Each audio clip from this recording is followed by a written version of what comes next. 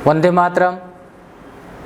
आज अपना पाठ है 8 ग्रामीण क्षेत्र में आजीविका। और इस पाठ में प्रकरण दे रखा है कलपट्टू गांव। या विशेष तौर पे देखें तो अपने राजस्थान में भी अलग अलग ग्रामीण क्षेत्रों में अलग अलग प्रकार की आजीविकाएं हैं। जैसे रेगिस्तान में देखें तो रेगिस्तान में वहाँ की आजीविका है पशुपालन, और बरसात के समय या बरसात ऋतु में जो फसलें होती है वो काटना, उससे आजीविका चलती है। अपने इधर मैदानी क्षेत्र में यानी पूर्वी क्षेत्र में, इस क्षेत्र में पशुपालन भी है,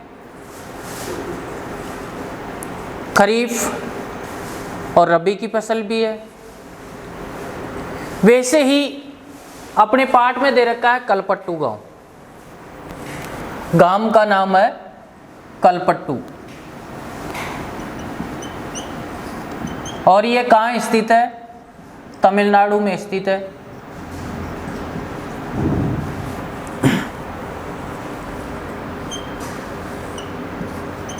तमिलनाडु का है, दक्षिणी भाग भारत का जो दक्षिणी भाग है उसमें समुद्र के किनारे।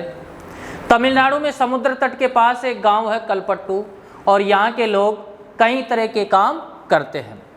दूसरे गांवों की तरह यहाँ भी खेती के अलावा कई काम होते हैं। यानी जैसे अपने गांव में खेती का काम है, वैसे यहाँ पर भी खेती के काम होते हैं। जैसे टोकरी, बर्तन, घड़े, ईंट, बैलगाड़ी इत्यादि बनाना। कलपट्टू में कुछ लोग नर्स, शिक्षक, धोबी, बुनकर, नाई, साइकिल ठीक करने वाले और लोहार के रूप में भी अपनी सेवाएं देते हैं। जैसे अपने गांव में होते ना, बहुत सारे हैं, कहीं 2-4 बंदे हैं वो दुकानें लगा लेते हैं, कई हैं डेयरी की दुकान करते हैं, कोई है जो बुनकर की दुकान कर रहा है या लोहार की दुकान कर रहा है। यहाँ कुछ दुकानदार एवं व्यापारी भी हैं जो मुख्य गली है वह बाजार की तरह दिखती है। यानी गांव का जो मुख्य रास्ता है वहाँ दुकानें लगी हुई है और वो बाजार की तरह दिखाई देता है। उसमें आपको तरह तरह की कई छोटी छोटी दुकानें दिखेगी, जैसे चाय, सब्जी, कपड़े की दुकान तथा 2 दुकानें खाद और बीज की है। 4 दुकानें चाय की है जहां टिफिन भी मिलता है। यहाँ टिफिन का मतलब है खाने पीने की हल्की फुल्की चीज़ें। यानी ऐसा नहीं है कि जैसे टिफिन पैक शहरों में होता है वैसे नहीं मिलता। सुबह इडली, डोसा व उपमा मिलता है, और शाम के नाश्ते में वड़ा, बोड़ा व मैसूर पाक मिलता है। चाय की दुकानों के पास एक कोने में एक लोहार का परिवार रहता है। उसके घर में ही लोहे की चीज़ें बनाने का काम होता है।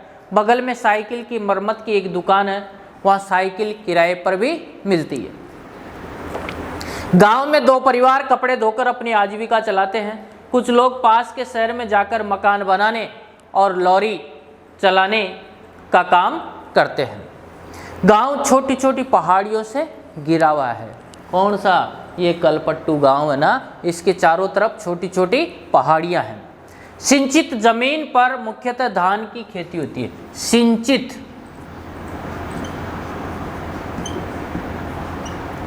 और दूसरी होती है असिंचित।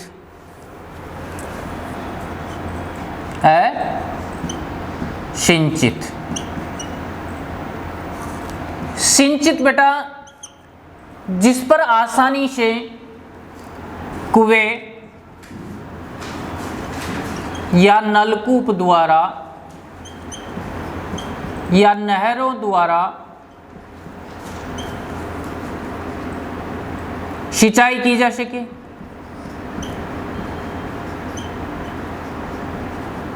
सिंचाई की जा सके। असिंचित, जहां पर सिंचाई नहीं कर सकते।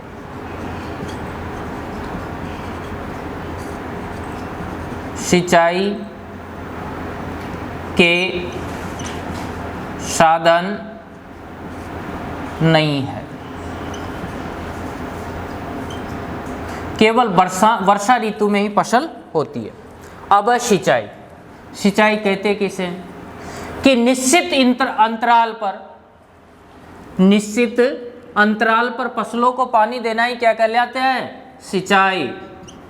निश्चित अंतराल पर फसलों को पानी देना सिंचाई कहलाता है।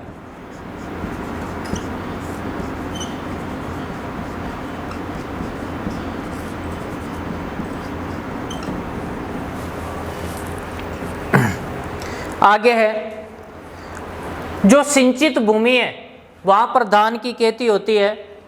ज़्यादातर परिवार खेती के द्वारा अपनी आजीविका कमाते हैं।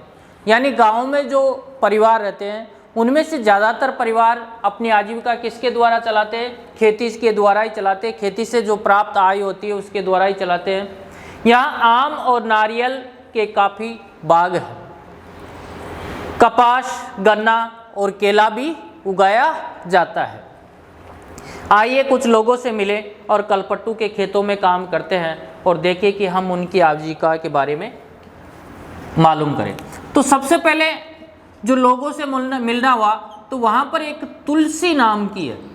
उस तुलसी नाम की जो औरत है वो उसकी आजीविका या उसकी दिनचर्या के बारे में मालूम करते हैं। हम सब यहाँ रामलिंगम की ज़मीन पर काम करते हैं। यानी यहाँ पर कोई रामलिंगम नाम का व्यक्ति है, उसके पास बहुत ज़्यादा ज़मीन है, तो उस ज़मीन पर काम करते हैं। उसके परिवार के पास कलपट्टू में 20 एकड़ धान के खेत हैं। शादी से पहले भी मैं मायके में धान के खेतों में ही मजदूरी करती थी। यानी ये तुलसी है ना, शादी के पहले भी जब मायके रहती थी, अपने पिहर में रहती थी, तो वहाँ पर भी जो धान के खेत थे उसी में मजदूरी करती थी। और यहाँ पर मजदूरी करने का इसका टाइम है, इसका समय है। यहाँ मैं सुबह 8:30 से शाम 4:30 बजे तक काम करती हूँ। रामलिंगम की पत्नी जो जिसकी ज़मीन है उसकी पत्नी करुथम्मा काम की निगरानी करती है। साल में कुछ ही मौके ऐसे होते हैं जब मुझे नियमित रूप से मजदूरी मिलती है। यह उन मौक़ों में से एक है। मैं धान रोप रही हूँ। जब धान की फसल थोड़ी बढ़ जाएगी तो रामलिंगम हमें निराई के लिए और बाद में कटाई के लिए भी बुलाएगा। ये मान लो आप कि जैसे साल में 12 महीने होते हैं तो जनवरी, फरवरी, मार्च, अप्रैल, मई, जून, जुलाई, अगस्त, सितंबर, अक्टूबर, नवंबर और दिसंबर। तो बेटा इसके पास जो ये तुलसी है, इस तुलसी के पास इस मई जून के महीने में, यानी इस मई जून में काम रहता है। वो कौन सा काम रहता है? यानी बीड़ा बनाने का। और फिर उसके बाद में है अगस्त के महीने में रोपाई। फिर उसके बाद में सितंबर और अक्टूबर के मध्य में निराई और नवंबर और दिसंबर के मध्य में क्या होती है? कटाई। अब आप देखो इसको कितने महीने काम मिला? लगभग 5 या 6 महीने। और बाकी के महीने में क्या रहती है? ये बेरोजगार रहती है। जब मैं कम उम्र की थी तो निराई गटाई का काम आसानी से कर लेती थी, लेकिन अब जैसे जैसे उम्र हो रही है मुझे झुककर काम करने और देर तक पैर पानी में डूबे रहने से तकलीफ होती है। यानी ये तुलसी है, ये कम उम्र की थी तब ये काम आसानी से कर लेती थी, लेकिन ज्यों ज्यों इसकी उम्र बढ़ रही है त्यों त्यों इसको काम करने में दिक्कत आ रही है। रामलिंगम एक दिन का 40 रुपया मजदूरी देता है। मेरे गांव में मजदूरी के रेट से ये थोड़ा कम है, फिर भी मैं मजदूरी के लिए यहाँ आती हूँ। रामलिंगम पर मुझे भरोसा है कि काम होने पर वह मुझे ही बुलाएगा। बाकी लोगों की तरह वह आस पड़ोस के गाँव में सस्ते मजदूर ढूंढने नहीं जाता। यहाँ तक आपको पढ़ना है और किताब में से अध्ययन करना है। धन्यवाद।